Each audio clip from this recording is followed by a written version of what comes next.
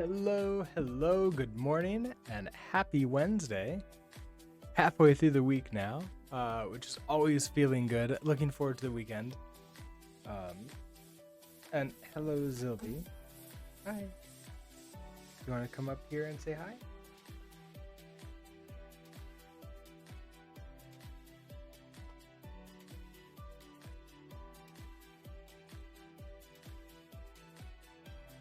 He's purring today, but his purrs are not usually super loud for the microphone. But all right, so today we are planning on continuing to work on logging, and I had an idea. So instead of basically forcing us to do a .send to send out the log, I was thinking maybe I should just have a bunch of static methods on the struct, on the logging struct. Then we could have some internal methods. Guess it would, well, yeah, then there could be some internal methods for like actually sending it out. And I was also thinking that maybe we can do a feature detection for determining whether or not we should be logging this to the console at the same time. So if we're in development mode, log it to the console, and if we're in production mode, don't log it to the console.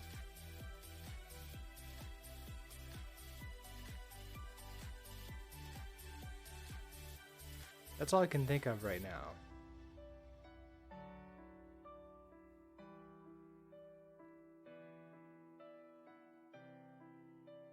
Sylvie is super happy to be just held and pet right now.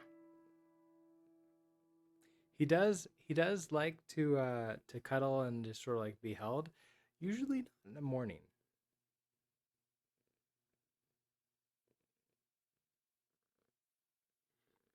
Unfortunately, I don't think you can hear him unless I turn off all of the turn up the microphone sensitivity. So I guess like I'm waiting until Zilby is done before we get started.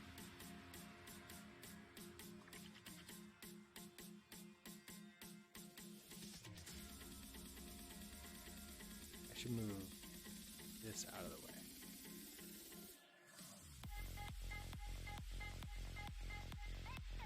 So let's see, other things to sort of discuss, think about. I've been thinking a lot recently about mono repos versus repo per like code base. And even if we have like independently deployed sort of like systems, like let's say we have a like something where you have like 3 or 4 different applications sort of working together, but they're all working on the same things. Like the same users are going to be using them for the same purposes. And you can even set it up using load balancers so that it feels like they're the same application based upon what the user, like the end user, is concerned. And to me, that means that the data source is going to be the same. We're going to have a single database that serves all of these things. Are you done? You can lie down on my lap if you want. That's okay.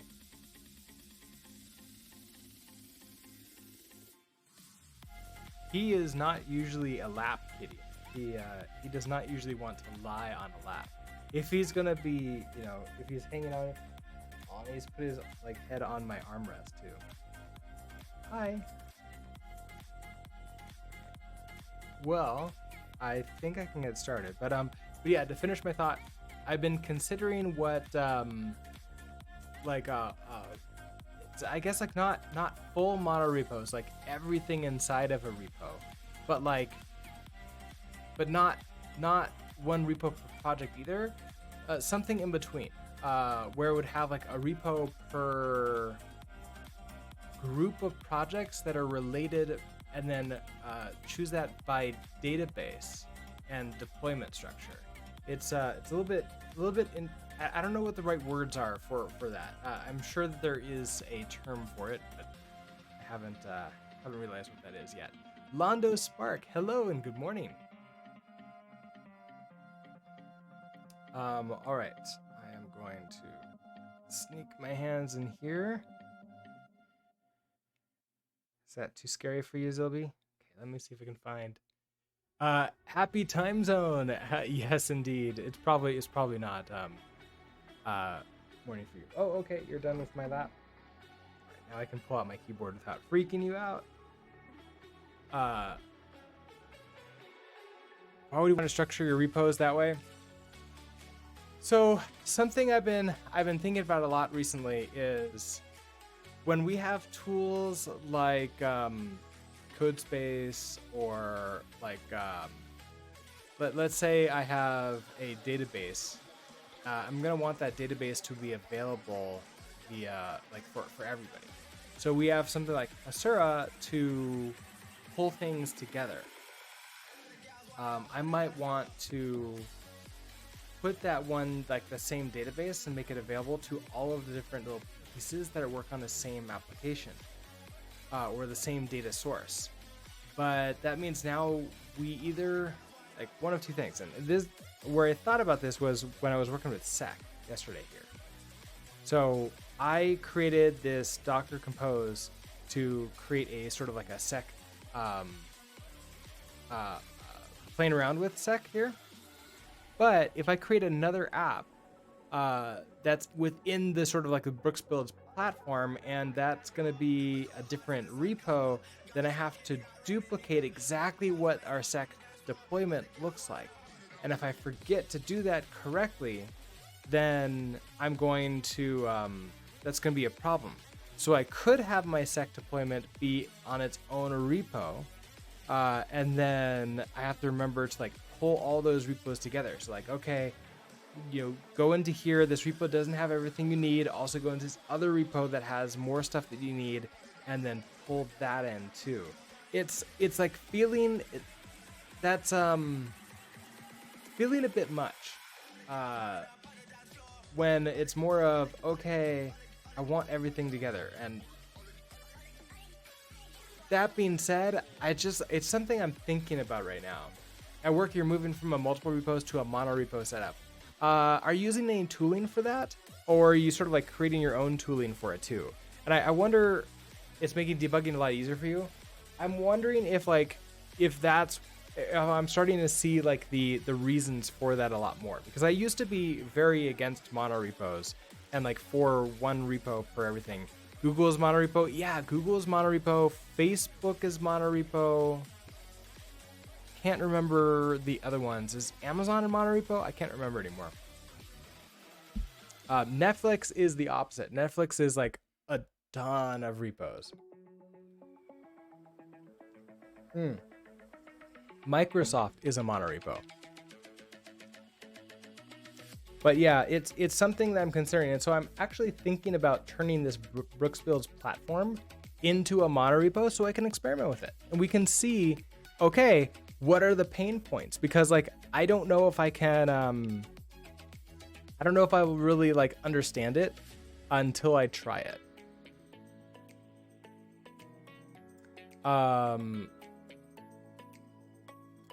You just done it by hand, make it so we don't have to use NuGet packages. We just grab project references, working in C# on a Word add-in for context. Okay, I don't know why that was caught.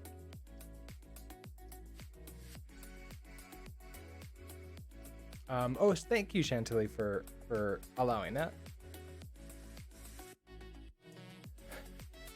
NuGet. It did not like this NuGet packages. Interesting. It doesn't like programmers, or C# maybe. All right, so that being said, I have things set up here. We have our hello world, we have our events, we got our event loaded here again. So want to come back to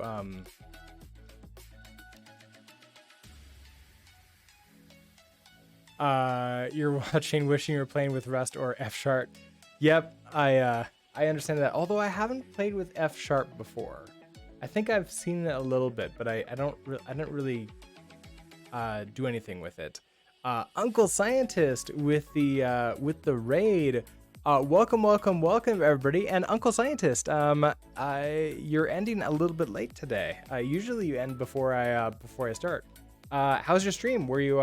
Are you working on your terminal app still, or is it the game or the book on compilers? There's like three projects I think you're working on right now, right? I'll let you all get through the ad. I probably should have let you all get through the ad. Let's see.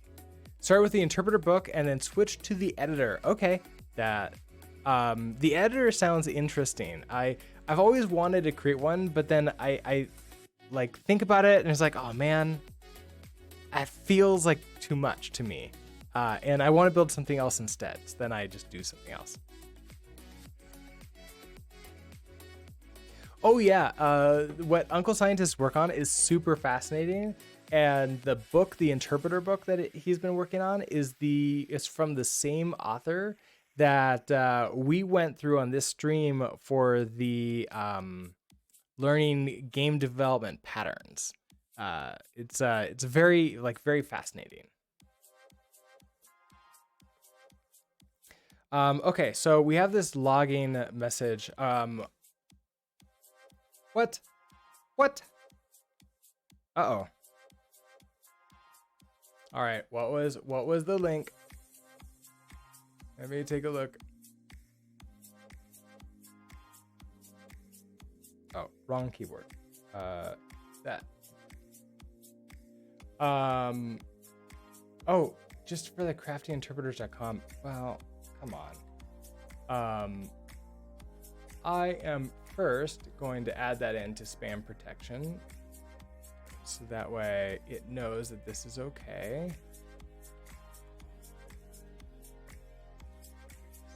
Oh, come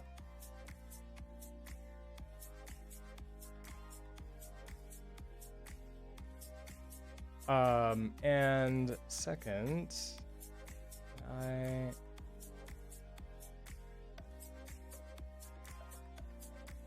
gonna make you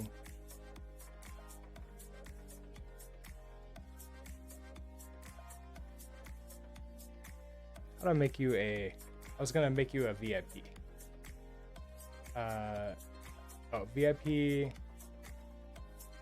Uncle Scientist. No, don't reply to him.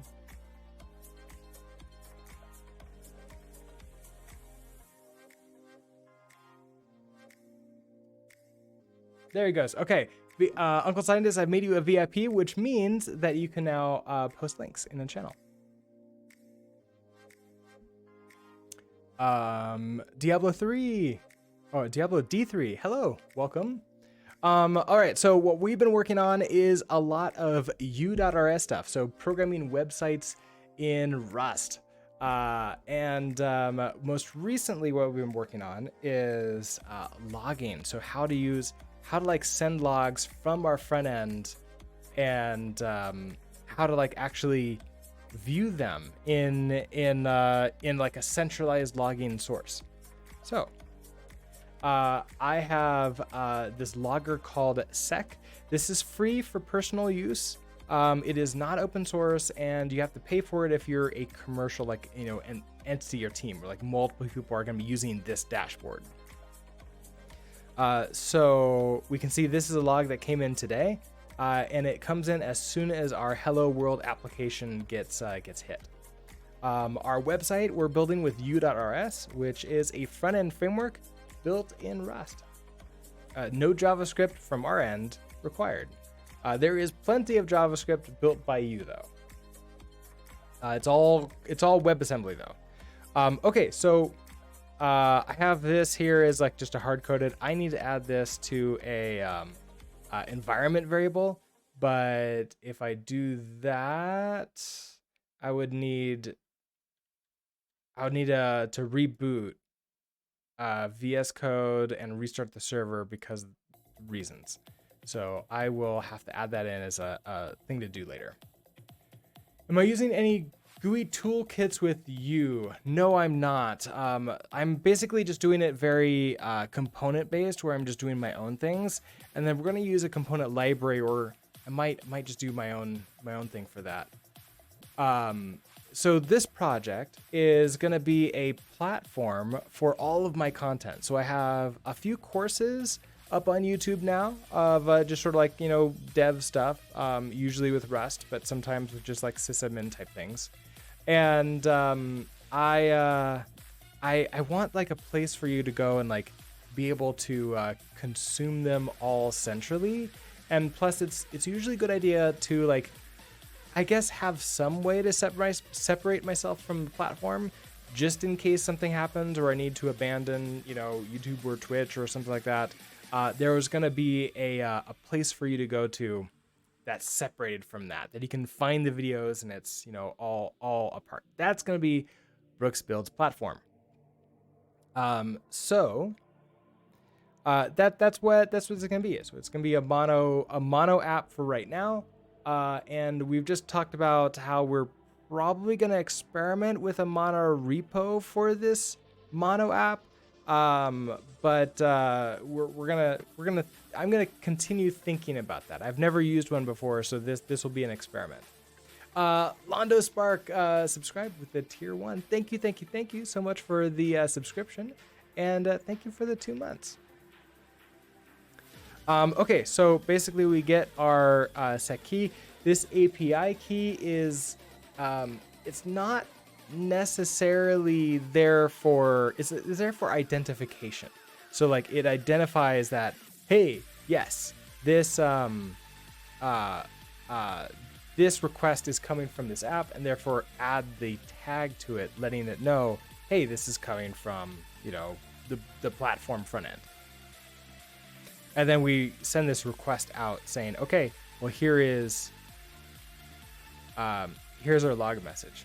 What I'm thinking of doing, instead of having this new here, I'm thinking about having something like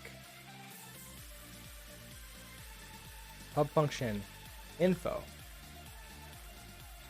And then info would be like new. It wouldn't have a self. So we would call it with like log, log message, colon info. And then we don't have to pass in this thing anymore. We wouldn't have a log level. This would be it. Although I might still create one behind the scenes, because I want to also, let's see. I guess at that point in time, I might also change how these things work. Yeah, let's see. So if I take in a message, which is a this impulse into string, and that's it, then I don't necessarily return anything. I need to create this body here, which we can do here. So let our body JSON. Okay, so we're gonna have our T format. So we're gonna create a timestamp. Now in this case, I probably want, we'll break this out later. So take you. So this becomes now, which really means I can just do this.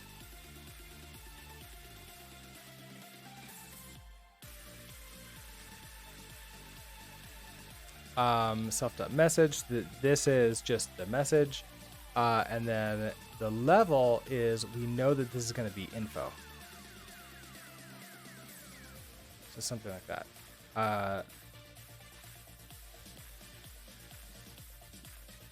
You don't even need to be a format anymore.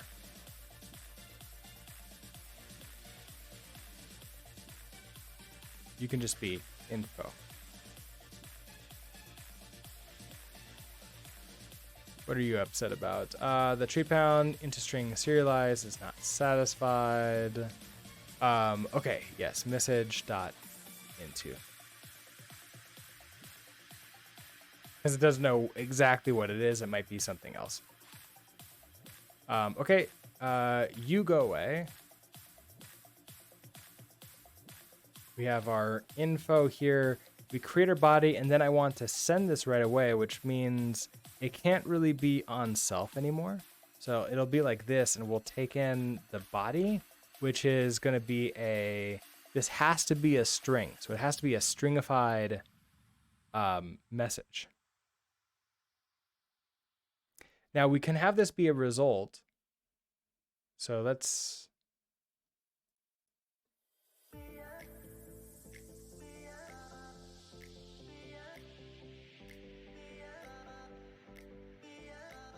We can have this be a result like that. Then we're going to return okay at the end, but now we can call this body. Okay, we can call send, pass it the body, which is going to be just a string. So we will do self send. We can give ownership of that body over. That's going to be fine. But I have to turn it into this string, right? So we're going to do a assert JSON.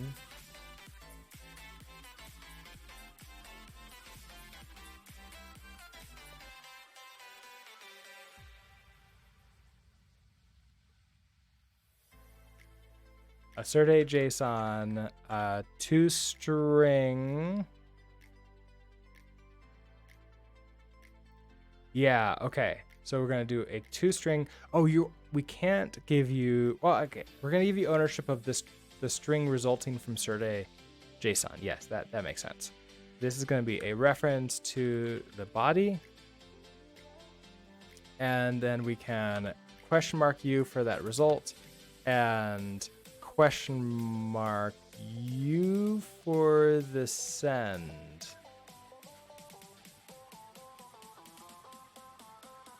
Okay, let's take out the console. I'll come back to that in a little bit. Now with send, we're going to take in the body, which is this string. We'll still return a result here and bubble that up. We don't need to create this anymore. We've already got it. So we just need to get the key from the environment variables, which I can get that up here as a constant. So const set key is a stir equals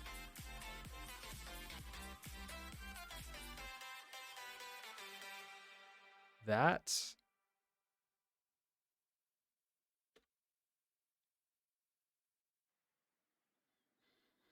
Okay, so then wasn't bad. Okay, so we spawn locals. This gives us an async block.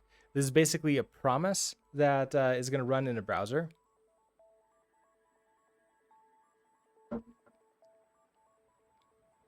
We're going to request post, okay, to here, which we definitely want this to also be coming from an environment variable if possible.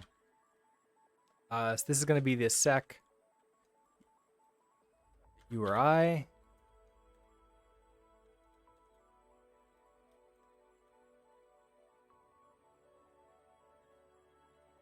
But I can't do that right now because it's going to yell at me because I don't have it in the context of VS Code.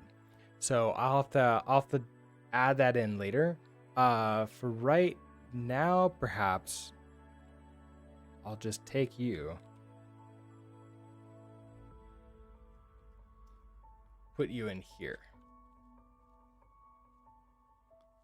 and then replace you.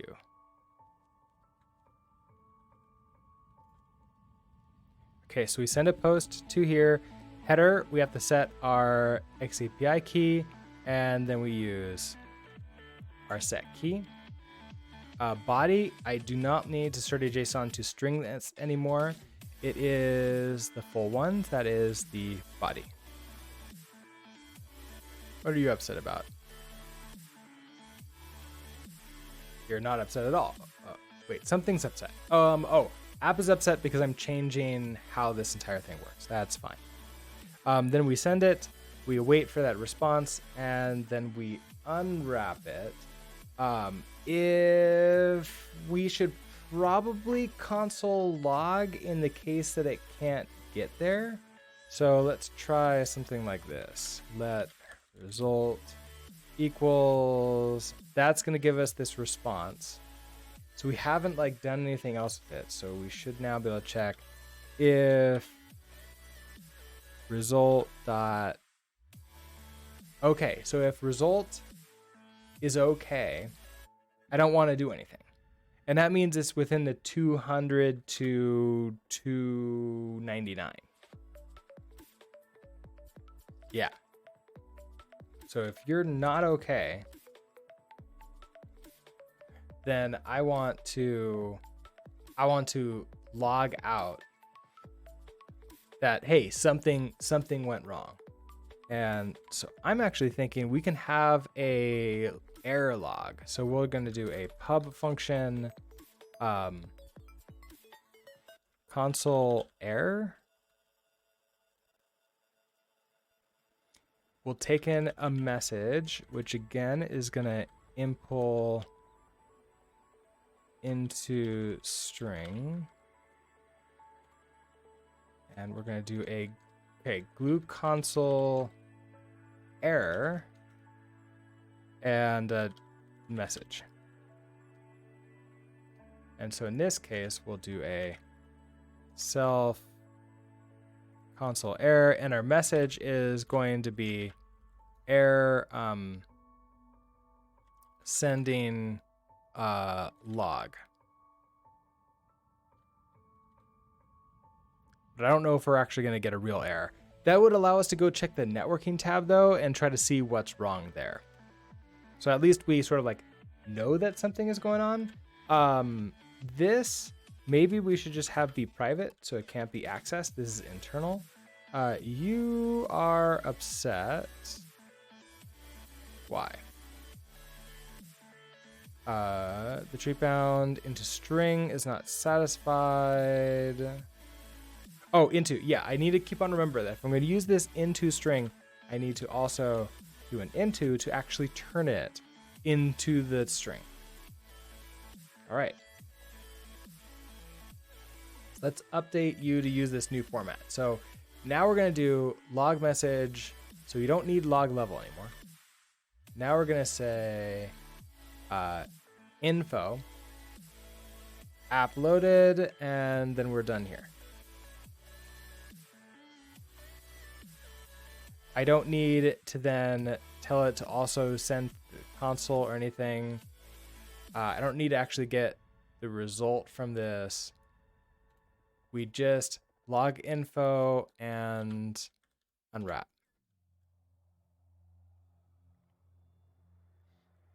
Okay, I think this is going to be a little bit cleaner for using log messages. So I like this a lot.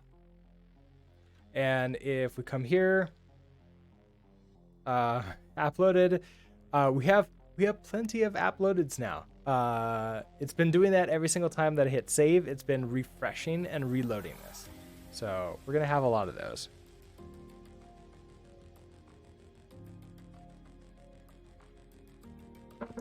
Next up, I want an actual error with a stack trace.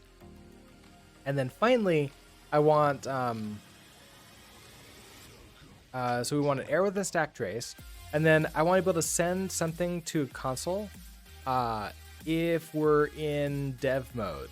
And I think that we can find out what mode we're in. I guess we could also use an environment variable for this. Let me think. So if I do if I did an environment variable for like Oh, actually, I think I like environment variables more, because if we use that, then I could make the production one. No, but that's not, that gets loaded up at compile time. It's not just run time. That doesn't work. Okay, never mind. I can use like URL state and like get logging in that way. I don't really like that quite as much. But we could use an environment variable to determine like sort of like feature wise, or we can have an actual just feature. I kind of want to go both ways with that. So imagine if we're compiling for like in trunk for dev mode.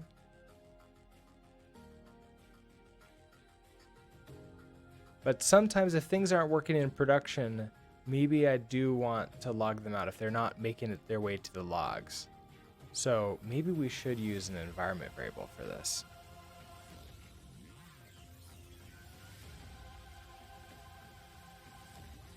Let's do that. So let's log to console is going to be a Boolean. I don't know if I can do that. And we're going to get this from the environment variable of stacking. Hello. Yeah, so there's the conditional compilation, but I don't know if I want that here, because like I might want a easier way. Well, let's go take a look at what you have here. So it's the conditional assertions. Well, that's even a different computer. Hold on. You know what I need? I need to open it up over here.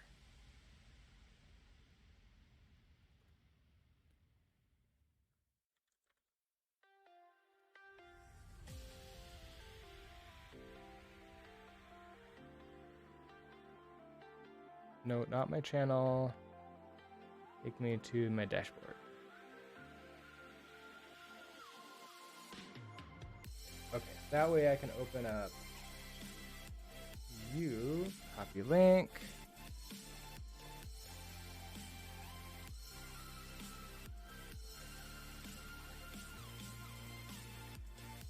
So enabled by default when compiling with optimizations. This can be used to enable extra debugging code in development, but not in production. For example, it controls the behavior of the standard library's debug insert macro. Okay, so we're going to use config.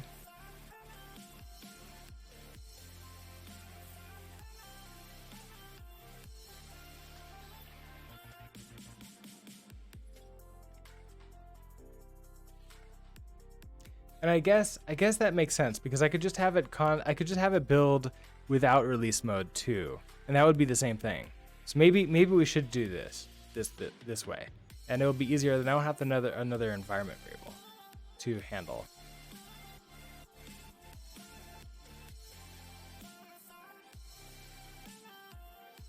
So wait, is this the config? Or the feature or whatever it's called? Set configuration options.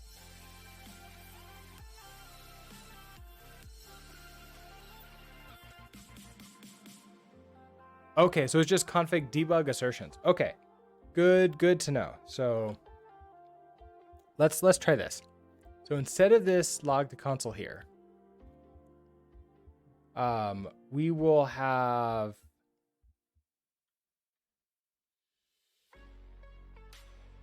So how do I know? Does this work inside of code? So can I do this like inside of here? To basically say, okay, in info, I want to send, and then I want to do a log, if that's okay. it should work inside of code. Okay, excellent, excellent, excellent. So here, let's create a log here. So we have console info. I guess this would be just console log. We'll have our message, which this is going to be a string. We know it's a string. Actually, no, it'll just be the message, isn't it? So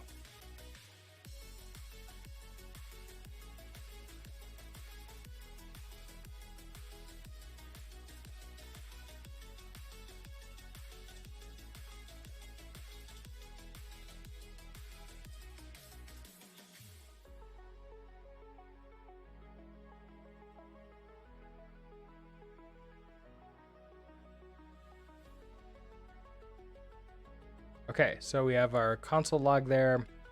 Then here we're going to send no matter what we send. And then down here we're going to use, okay, so config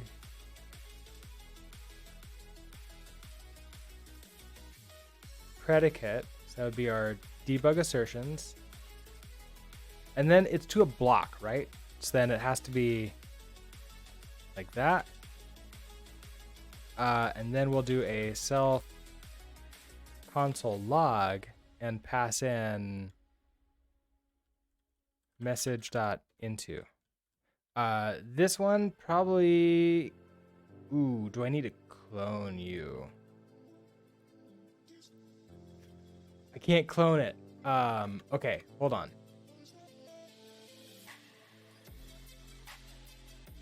Ooh, so that might be a deal breaker here for this. I need to turn you into the thing. I can't clone it because it's not impl into string unless I can also do impl plus clone. In which case we can clone it. And now we can do an impl into here.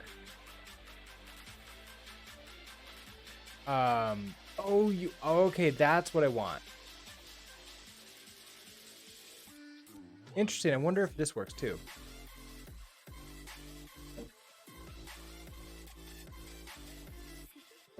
Like this code will just not be here at all. Oh, okay, I see. I'm curious if this works. So if we head back into here,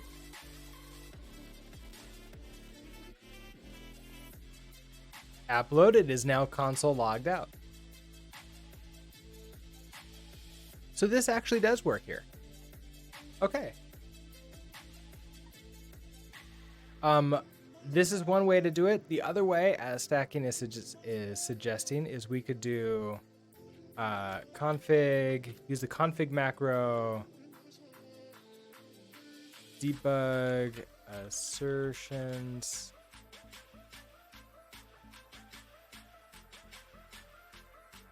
Oh, we do this as if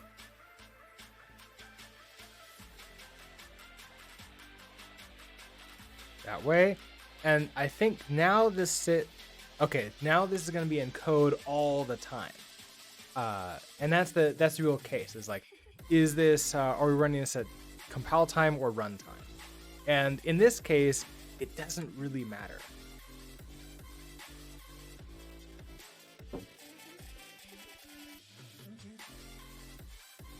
Okay, so same result. We should get our app loaded message here. Great, okay. We have our error message, console error happening if we have a failure to send. Okay, so that's good.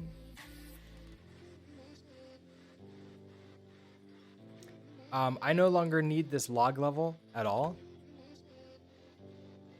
We're doing our own with info like this.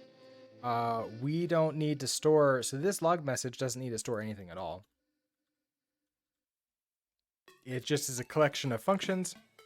All right, so error message. So this is gonna be interesting. there is a way to get an error and sort of display it.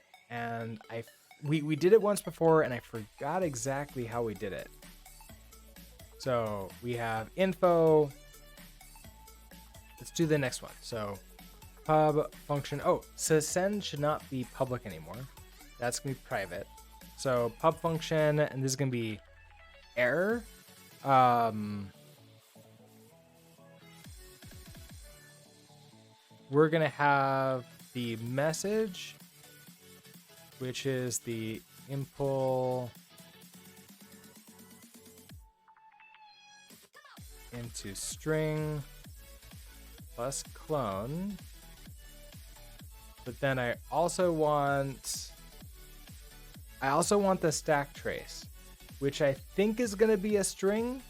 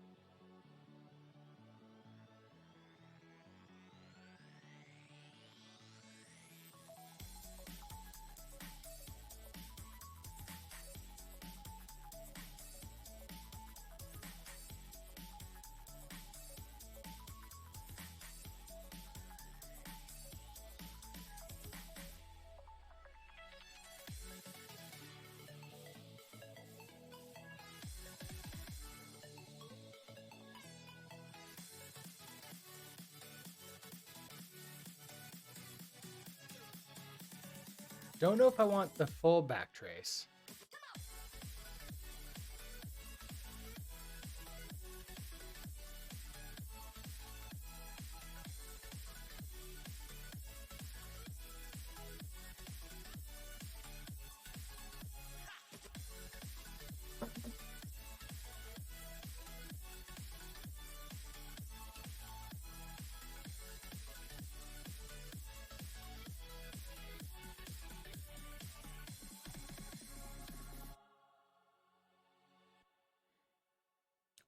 How do I get the actual... Okay, so I want the stack trace, not the back trace.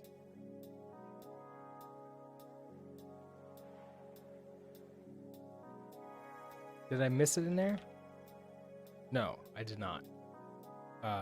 But I wonder if it's available to me. So let's say that here in app we have a failure function. So we have a pub function always fails. We don't pass in anything. And we are going to return a result. Specifically, I want this to be an error result. Nothing back. And we're just going to bail and just say, I failed. And so I want to call this, catch the error, and then log it out. So in this case, we're going to, if error equals, if let.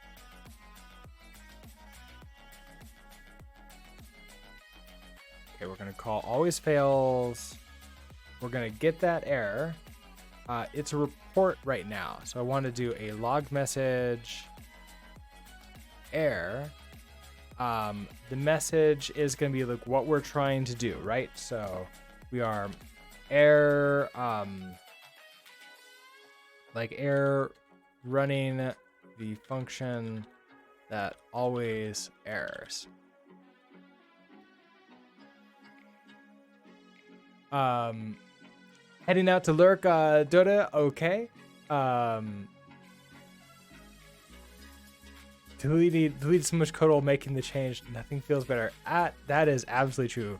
And then having it also work, like having it work also is something that feels really good too. I feel like. Okay, so I have this error message. Now I want to be able to take this error and there's the backtrace here.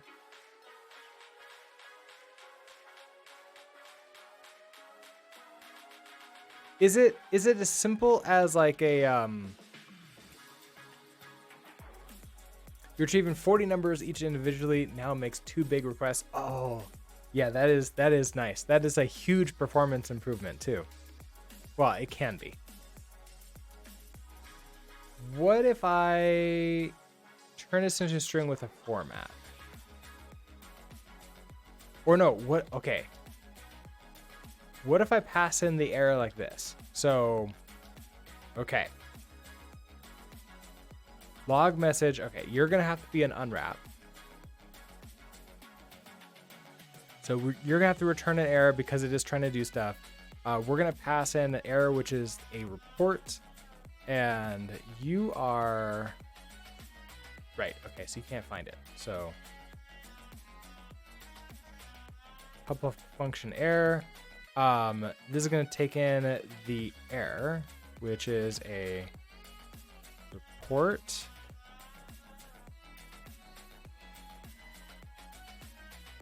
I feel like that might have been the wrong place to pull in report. I don't think it's a standard error report.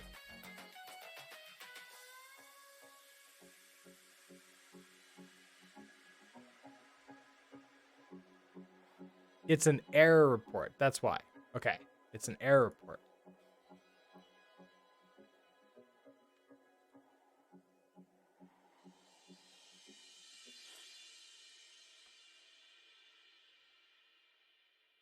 Okay, so in logging,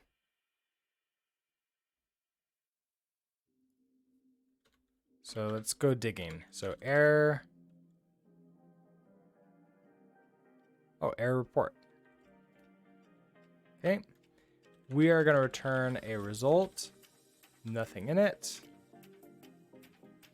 Okay, so okay, so we're going to turn an okay at the very end.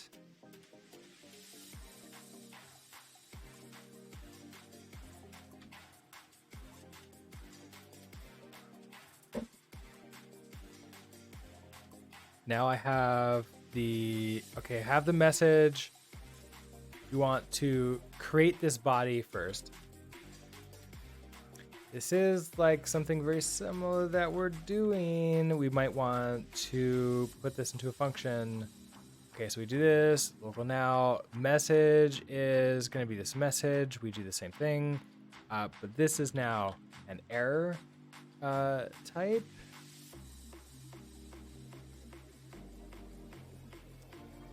Then we want to send it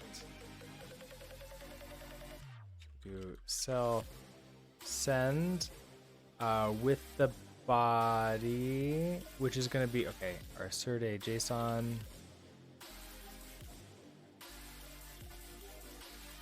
to string body question mark you and you, and then we'll do our if. Okay, if config debug assertions. Let's do a self console error, pass in message into.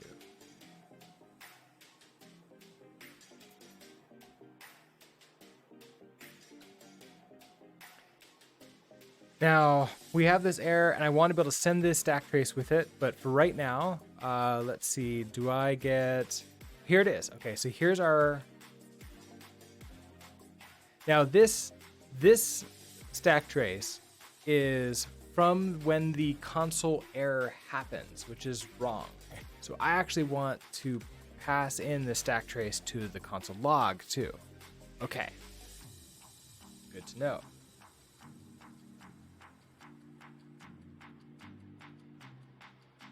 which we can do. But okay, we got this error report. I need to convert this into whatever type this needs. Which is, I think, going to be a string. So I think I can format it too, maybe, possibly. All right, so we have TM and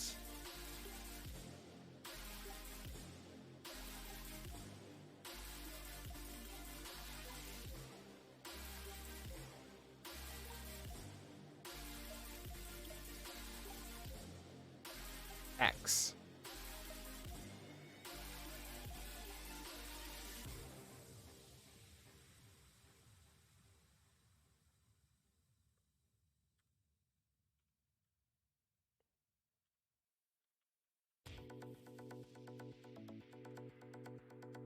So if I just do this, okay, so that gives us this error report. What if I just do something like let stack trace?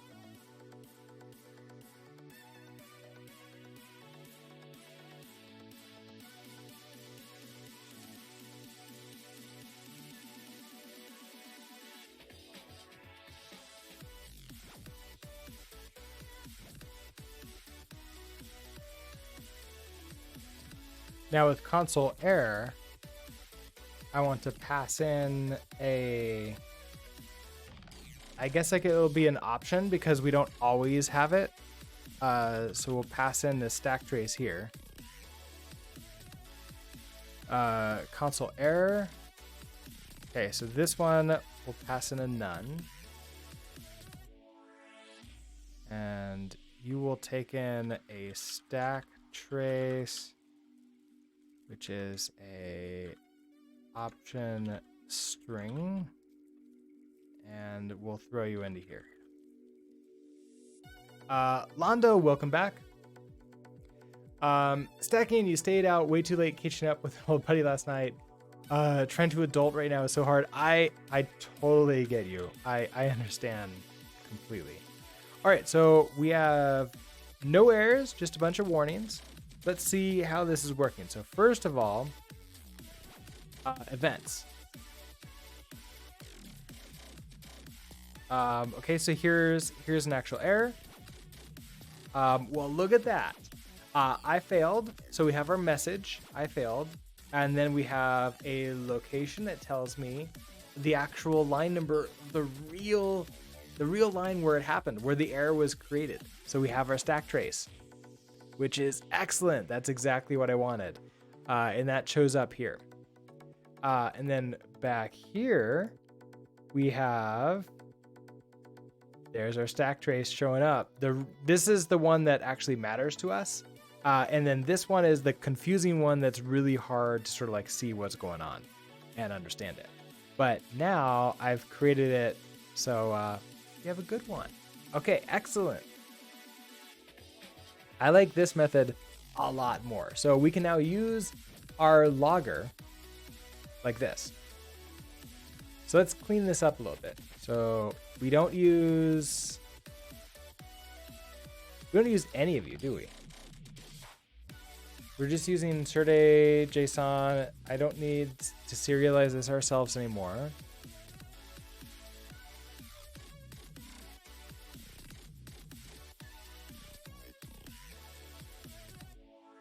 Can pull log message out of there. Okay.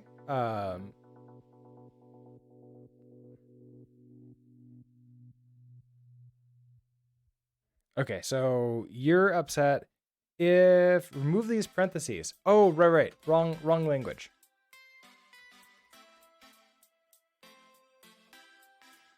Okay, so if the results are not okay, we're gonna send an error message. But we have no stack trace for this because so sending error log, maybe we can just leave a note to ourselves. Check. I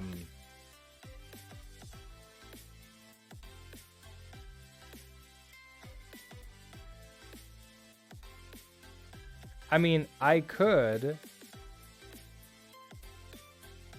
wrap this around and turn this into an error.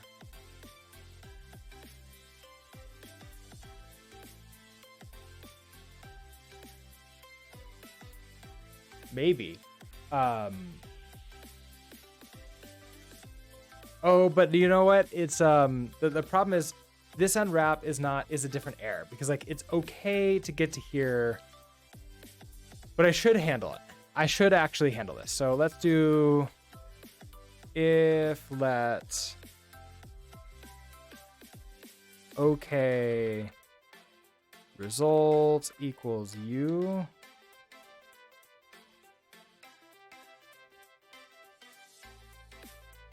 Okay, so if let okay result, we have yew. I wonder if I actually want to match this so I don't have to have any other code here. So let me do that instead. I'm going to match this.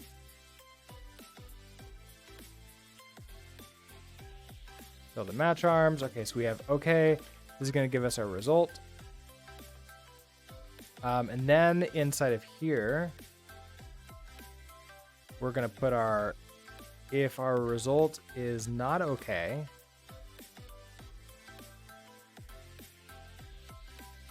then we need to send this out there, and there is a no stack trace. Now, if there is an error message, so this isn't our actual error,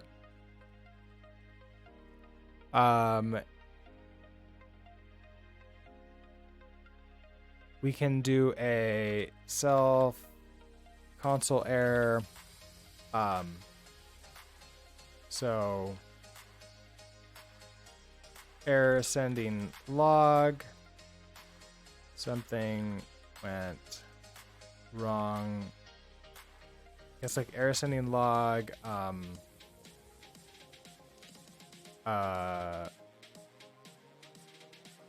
like error sending out log. I want to differentiate it very slightly from this, but it would also be nice if I could send like this stack trace. So could I send this error dot? I don't know if I can do an into for that. No. I don't know if I can convert this over into the right kind of error either. Oh, we can do maybe a wrap error.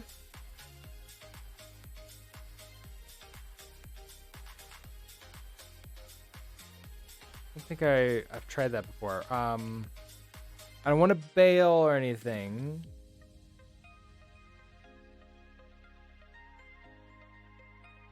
So let's see. This is error sending log. Please check network tab to find what happened. I think that's the best thing that I can do, because I don't actually know if I'm going to get a good message out of this. This would have to be a stack trace. The stack trace is going to be a string. So the best I can do at this point is probably to string the message. So it'd be a sum error dot. We can format it. So format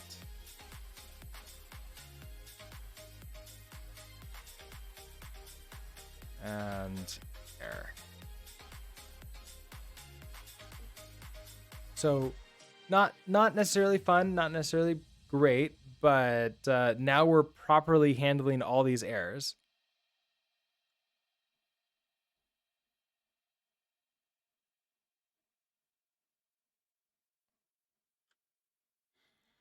In here, and so okay, they're never like reaching out of here. So send in this case now doesn't need to return a result, does it? I don't think it does. So we remove you and you, and so when we send you, we don't need a question mark you anymore. We just need a question mark this send, as it were. And because this isn't a logging library, what if I don't return a result here? and it said handle this error too. So if we match, it's only an error that I care about, right? So if let, but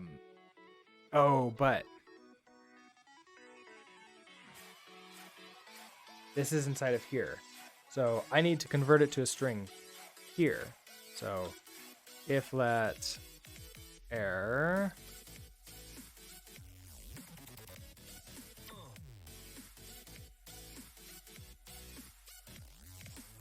and should I just do a match in this one too? I feel I should just do a match. We're gonna match, turning this into a string.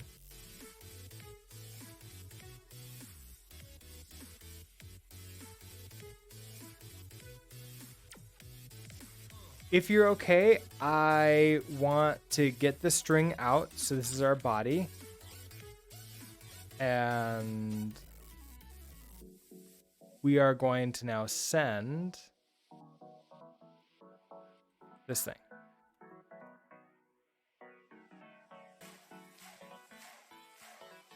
And our body now is going to be this body. You don't need to return an okay there. Okay, so then if we have an error, we are going to do the same thing that we have down here. We're going to say console log error.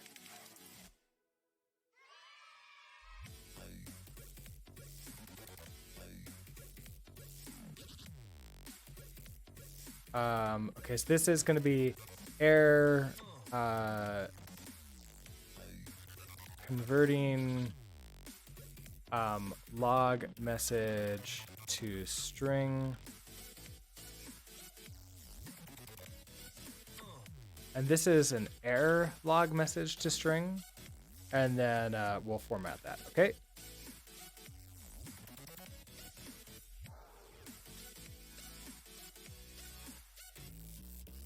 Now, we don't need to unwrap you anymore. So we just got rid of an unwrap. That's nice. Okay, back to you. You're upset because now we need to do the same thing up here and handle that error. So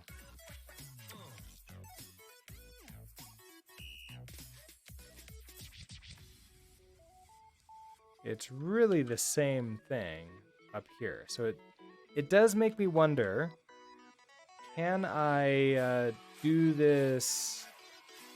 Can I do this in like a better way? So we're gonna add, okay, so send, so send body, so this goes away. We're gonna get rid of this result.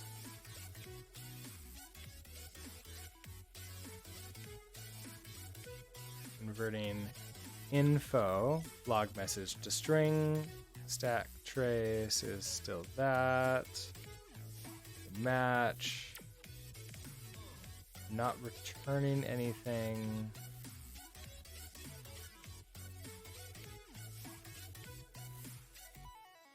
Config, we do the console log also of the message. Okay, and then back to you, and no unwrap for you. Okay, that takes care of a lot of unwraps, which is really nice. And a lot of unwraps we're going to run into is around sending messages out and doing things like this. So this is actually really nice. I like this pattern a little bit more. It's like there's still unwraps, but the unwraps are being handled. I guess like they're not unwraps anymore. We're handling them properly, and we're not going to halt execution if we can't send the messages out. Things will continue working in the app even if like logging fails for some reason. However, we should still continue to log out to the console. Hey, logging has completely and totally failed. Everything is terrible. Figure it out. Okay, so unused. We don't need this.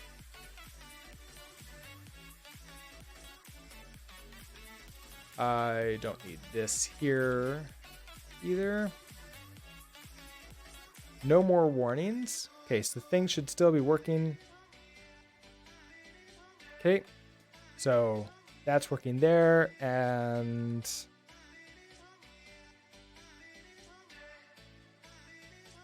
way more of these. Okay, excellent. I can now actually see here's all the errors that we have. So this is good to see too.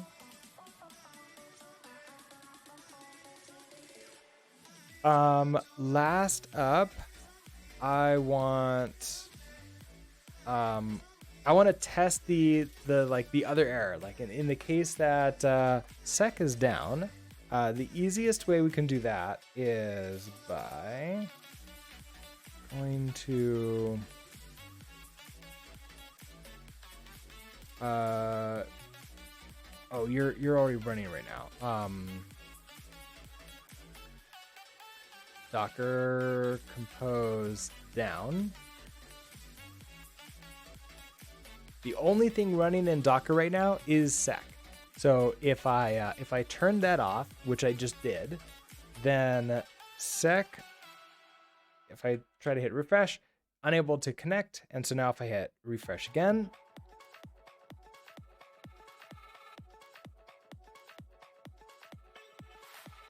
error sending log, please check network tab to find out what happened.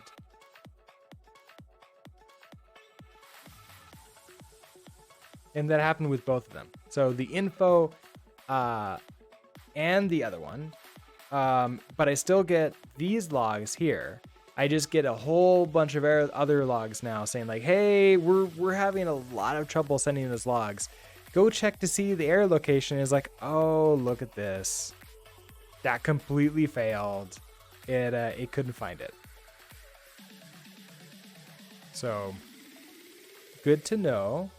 I like it.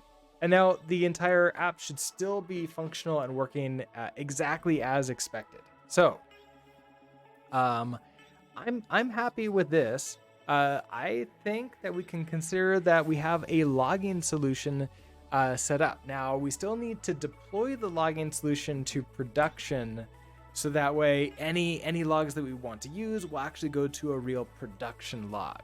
So that's going to be set up using Pulumi, and I'm going to have to figure out how exactly we're going to want to do that. I also have a few extra minutes. Let's see if I can set this up on... let's upload this. I've been adding like our technologies that I've been using. Like here's sec, for example. We've been creating a map of like all the technologies that we need for this. So for example, we have Cypress for front end testing. Here's like the yew front end, which is like front and center for this.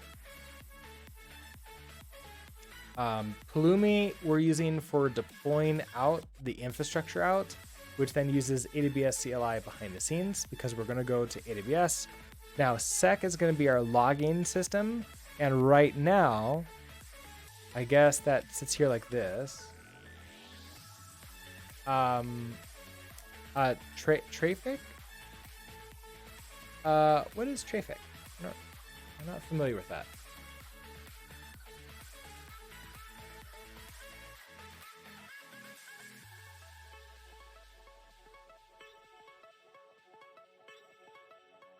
Oh, okay, so it's a cloud native application networking stack. Ooh, interesting. Okay, it routes internet traffic. I was thinking about just using a an application load balancer from AWS, which I've used in the past, and it seems to work decently well. It's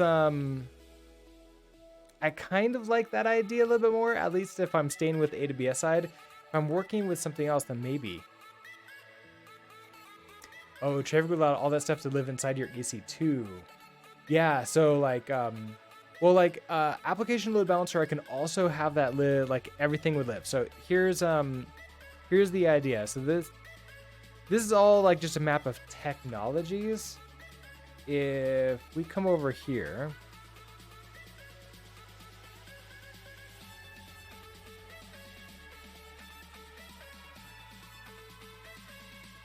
guess this is I'm gonna label this as EC2. So if I have like EC2 in here, then I'm gonna want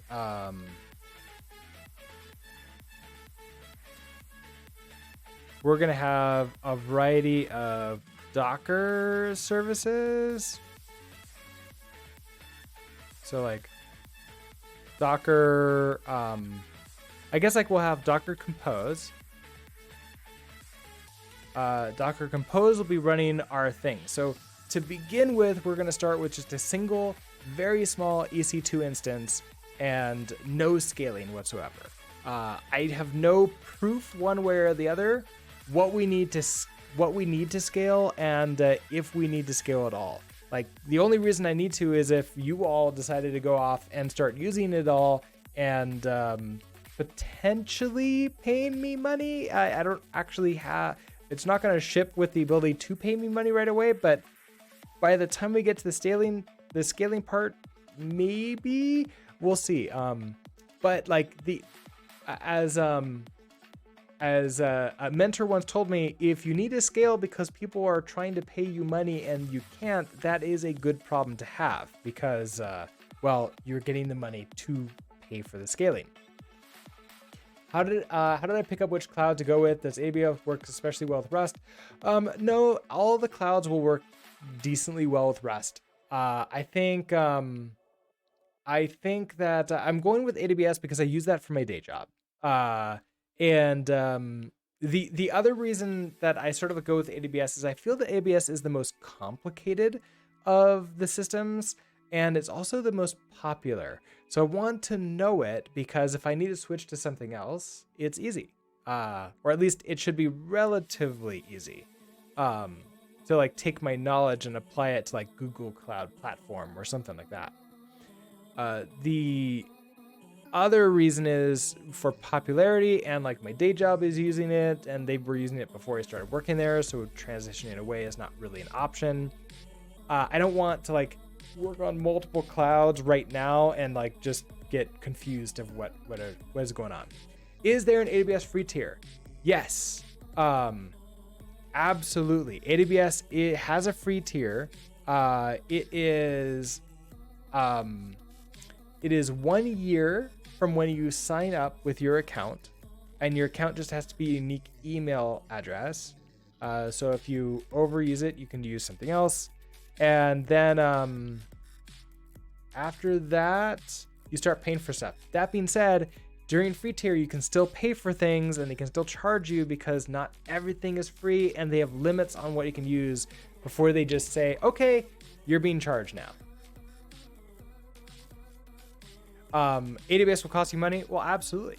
Like AWS will, like any cloud can cost you money. And that's the reason why we're being very careful with how we're using it. So we're starting off with as simple as possible. We're just going to be using, AWS as a VPS, a load balance, and a load balancer. And that's pretty much it. Like that's going to be as simple as we can possibly get. Come on, load up for me. Envision is like apparently not happy and doesn't want me to plan out this anymore.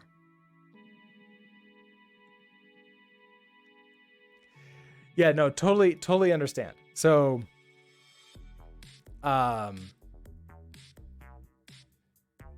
okay, so in Docker Compose, we are then going to have,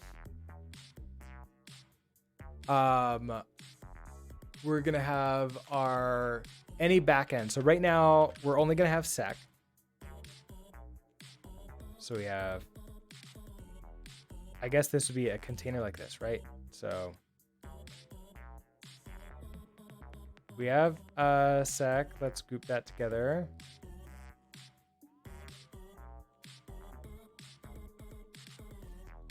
We also are gonna have, I don't even have a database right now. So like literally starting off, It's just this. We're just going to have sec living in here. So I guess outside of EC2, we're going to have a VPC.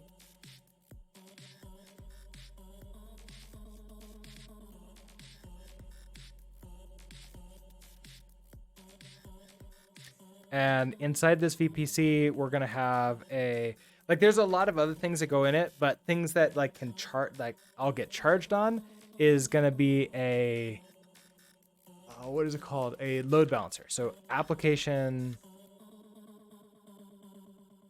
load balancer.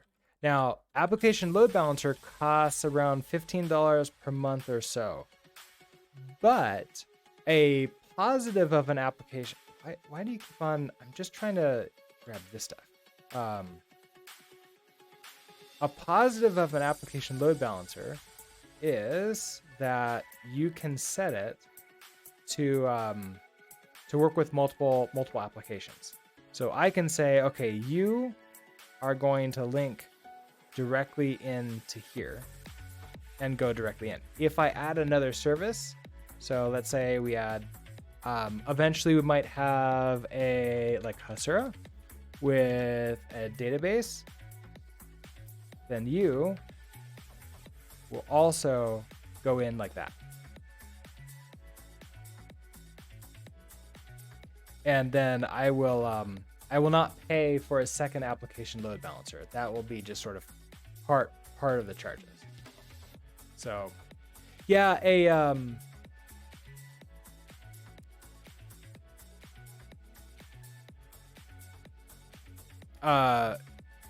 so this should relatively minimize the cost. Relatively.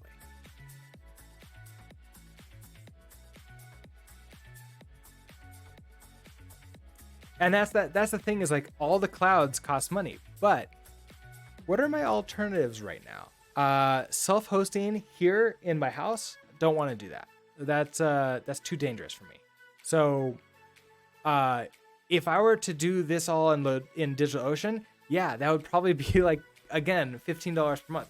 Right now, I expect this to be around between $10 and $20 per month. But what I'm going to do is keep an eye on it. I'm going to set up a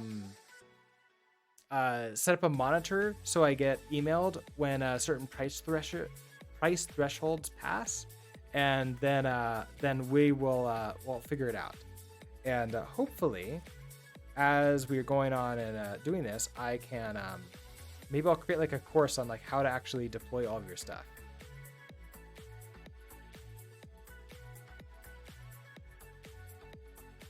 I always felt that Lightsail was a Heroku competitor, where they liked what Heroku was doing and said, well, we're going to just take your entire model and make it our own. I sort of felt that that's what they were doing. And they're kind of ignoring DigitalOcean because I've never really felt that they were threatened by DigitalOcean. That's just sort of my take.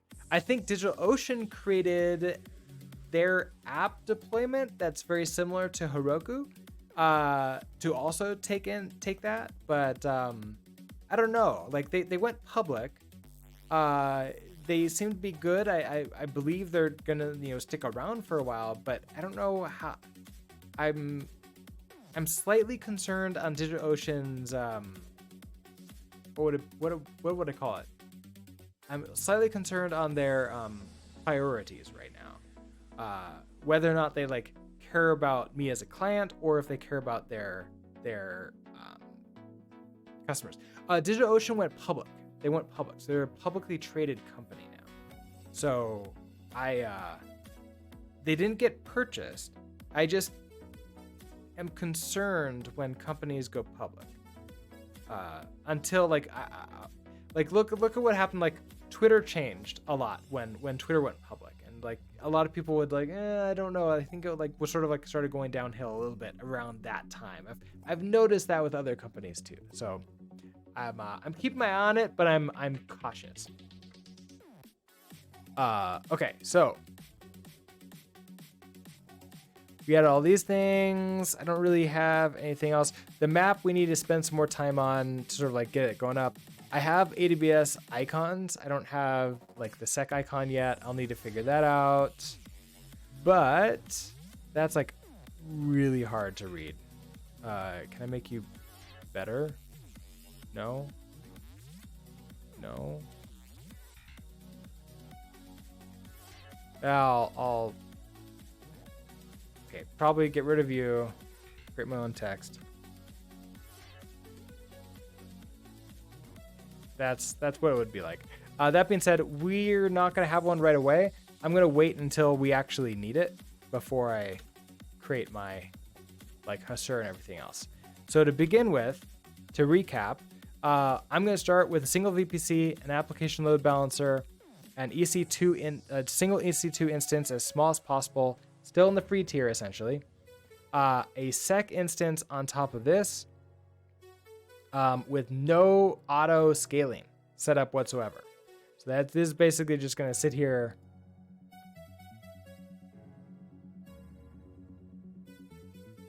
Happy like that.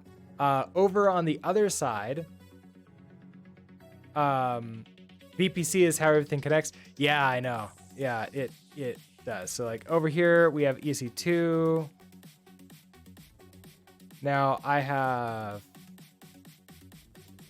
S3.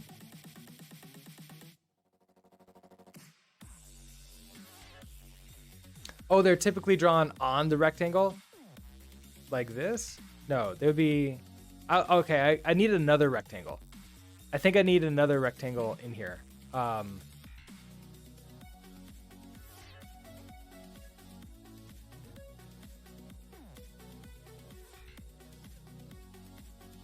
on, I'll get this. Oh, I turned it gray. That's my problem. I want you to be that. Okay, that's better. Application load balancer to here. S3.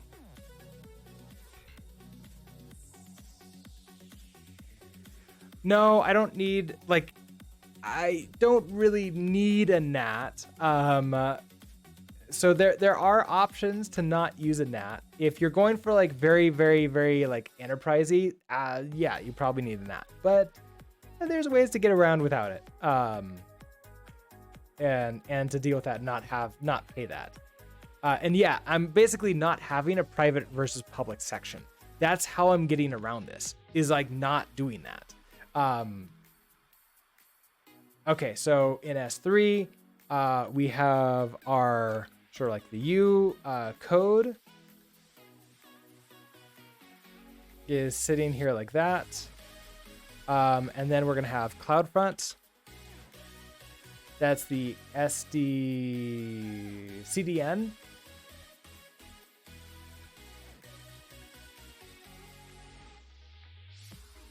And so this like is our distribution. I guess you're more of like just a small box. That and this CloudFront connects to the yew code and also connects out to our customer. So that would be you all.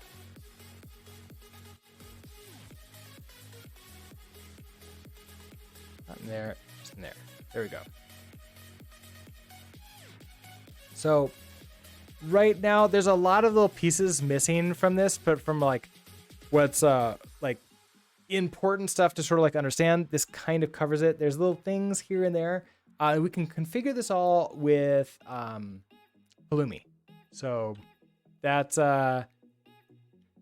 this part, you CloudFront, well, customers all you. And then there's Route 53. There's some other things that I don't have in there. I'm sort of like, this map is not really set up like that. I don't have a database right now. The database will go into EC2. I'm gonna fill up this EC2 and use it until it no longer is available. And then we start building out from there.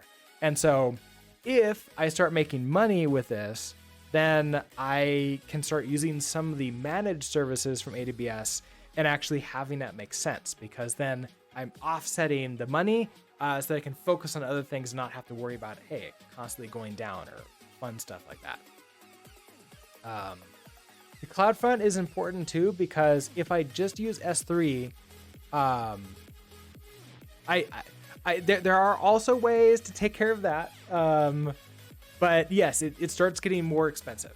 The managed instance is more expensive until it's not.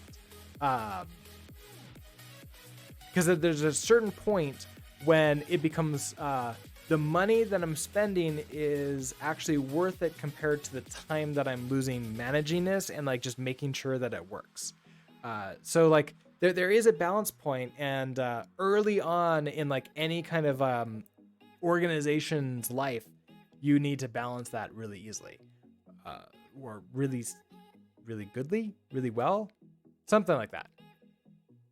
Okay, so CloudFront, this is important to have here because it's a CDN. It caches all of my requests because every time you transfer things out of S3, it costs money. So CloudFront here costs a lot less money than S3. And we've set our CloudFront to really only be available in North America. So sorry, everyone else, but that actually is cheaper for me right now. That being said, one of the things that I want to do is figure out ways to log where requests are coming from. And then I can say, okay, it's worth it to now open up a CloudFront distribution in like, I don't know, Europe, something like that, or South America. So we'll figure things out from there.